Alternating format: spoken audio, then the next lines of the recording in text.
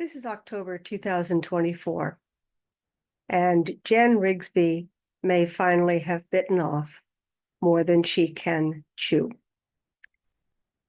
I had an idea about the lecture that I decided to present this month, which is Patrick Lecture 242, The Spiritual Meaning of Political Systems.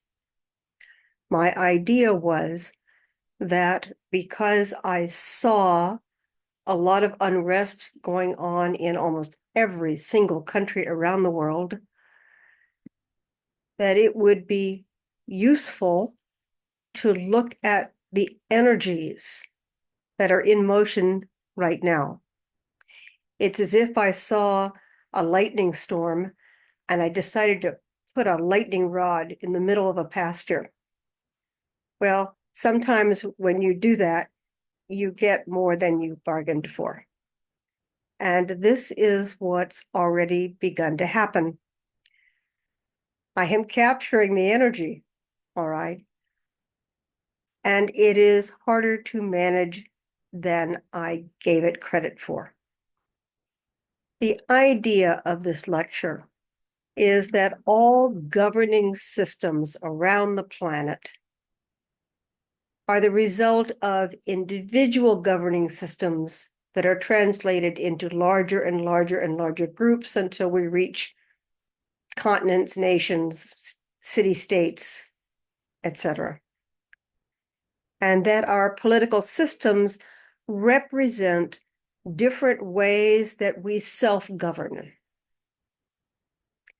And that all of these political systems have validity. They have an aspect of divine truth to them. And all of them contain distortion.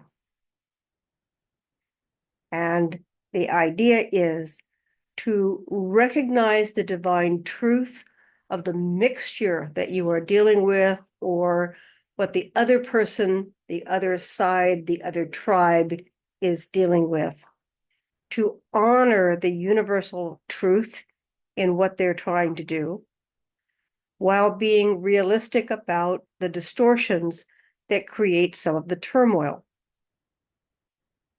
Why was this perhaps a bit more than I could manage? Because it is almost impossible to talk about without using the language that we use for the news nowadays, the global events, the actual situations. Now, I've found an analogy already that I think I can work with. And that is that when I first devised this forum that I facilitate, in fact, before that, when I first started to work as a helper, I realized that while there is truth in everything we do, if we bring in the details of what we're doing, we'll get stuck on an ego level. We'll get stuck with the minutia. We'll get stuck on the stories that we tell and the justifications and rationalizations and preferences that tend to obscure the truth as much as they have the capacity to illuminate it.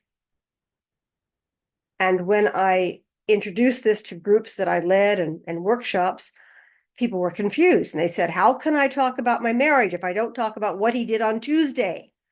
How can I talk about my relationship if I can't talk about how difficult she is when we talk about the dog? And it took a lot of time. I had to learn to verbalize better and better why I was asking them to strip the detail out of the stories so that we could find the spiritual reality of the story. And it made people feel awkward. It was as if I was asking them to tie one hand behind their back and do a normal task that took two hands. And they felt clumsy and awkward, and they didn't like it. But over time, most people, once they're used to it, once they've acclimated to talking about an issue in this way, they began to see how much faster we could dive in and locate the spiritual truth for them of what was going on. Then when I translated to online groups, I had the same problem. is it's very frustrating for people when they just want, if I tell you the story, you'll understand. And it is difficult to explain that in the story are the seeds of distortion, so that by the time you finish telling the story, we're going to have to go back and start all the way at the beginning, because the distortion in step 1 only got magnified by step 25. That's how I'm trying to explain it in this little video presentation. So when we're looking at the spiritual meaning of political systems, even though the guide's very, very specific about how this refers to our internal governing systems, it's just too easy to lapse into the language of how different countries, different cultures disagree with each other. And when we do that, to not understand the biases and the interpretations that we're holding, to not see our own forcing currents, to not see that we have a false belief underlying our point of view, that we're eager and desperate to, that will prevail. And so it's going to be a rocky month. It may be difficult for me to find ways to work with this topic while not activating people to the point where they can't speak in language that doesn't include detail. So if we focus on ourselves, of course, we're used to that. That's much, much easier. But it's also hard to see how that progresses, how that builds into global events. One of the tools that we have that is in the lecture, but it's not really spelled out well, and I saw it and I reached over to another lecture and brought it in, is the concept of the grain of truth. And the idea is that in the middle of the worst possible situation, or the worst, most egregious selfishness or one-sidedness, there's a grain of truth. And that when we are willing to recognize that, it can change the situation.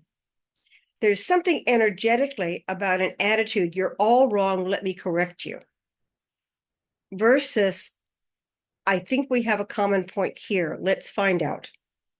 I hope we have a common point here and that we can build on that. It changes the discussion. It changes because it's no longer a matter of tug of war, which side is going to win, you or me. It's not a matter of scoring points or finding out who is the strongest. It's not a matter of beating somebody down because you're afraid that they will prevail. It is more about something cooperative. Now, that's always hard to do.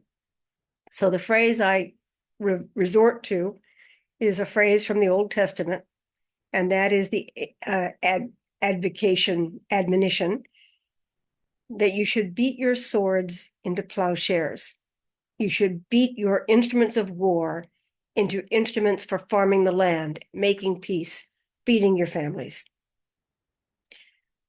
And the immediate question that comes up is, if I give up my sword and we melt them all down,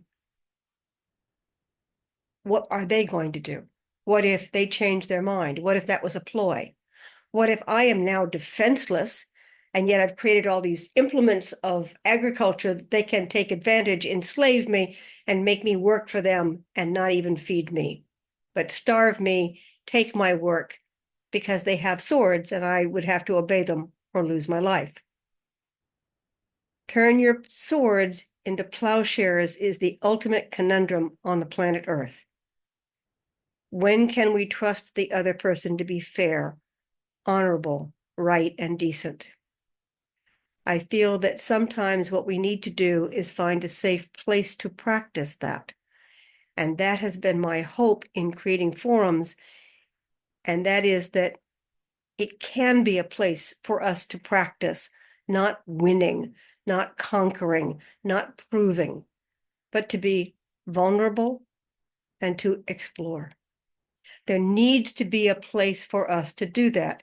And it needs to be safe so that we will feel open, willing to open up. the real world is often not a safe place. So this just can't apply to current situations, which are, again, built on distortions.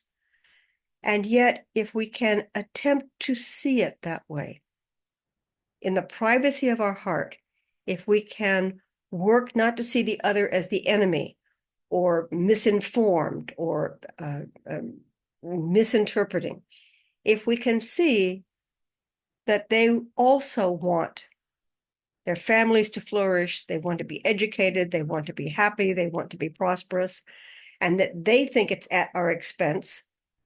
If we don't, then we have a chance of understanding them. But to do that, what the guide stresses is we have to do that for ourselves first. So probably one of the ways I'm going to navigate this month is to keep bringing it back to us. Where are we at war with our neighbor, our spouse, our friends? Where are we fighting mini wars? And if we can resolve that, if we can soften that, if we can find the divine truth in the other, in their perspective and the way they want to do things, and the divine truth in ours, allow for our distortions and allow for theirs, even if they don't want us to tell them about that. So this is where it gets unequal, where we may want to see their perspective and understand the divine truths and distortions, but they may not want to talk about it. They may not be willing to give that up. But what it does is it permits us to at least see them as decent human beings trying to do the right thing from their perspective. It's similar to how in war there's a tendency to make the other party an animal, subhuman, not worth living. We do that because it's easier to kill something subhuman than to kill another human being. Same thing happens in arguments. Same thing happens in discussions. If we can see the other person as a divine human being struggling to find their way, then we're not going to be put into a dualistic I win or you win situation. So, grain of truth. The second is, and this is suggested many times during the lecture by the guide, is to see the duality of this, to really see where we don't want to cooperate, we want to conquer, smash, win, eradicate the other person from the face of the earth, from the argument, from the room, we want to get rid of them. It's important to see that. And if we're doing it, they're doing it. And in that place of allowing that we're vulnerable to that and they're vulnerable to that, in that place, we might be able to find a grain of truth, a profound divine truth that we can rely on, that we can build with. So, Pathwick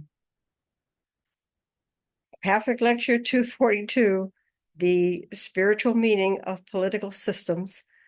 I will tread lightly this month and attempt to stay away from the conflicts that rock us and focus on how we can individually in our own personal lives navigate this as a template for what we can do when we take it out into the world, into the workplace, into the community, and for some of you, into leadership.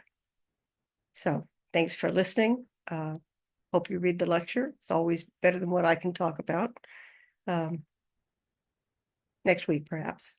Take care.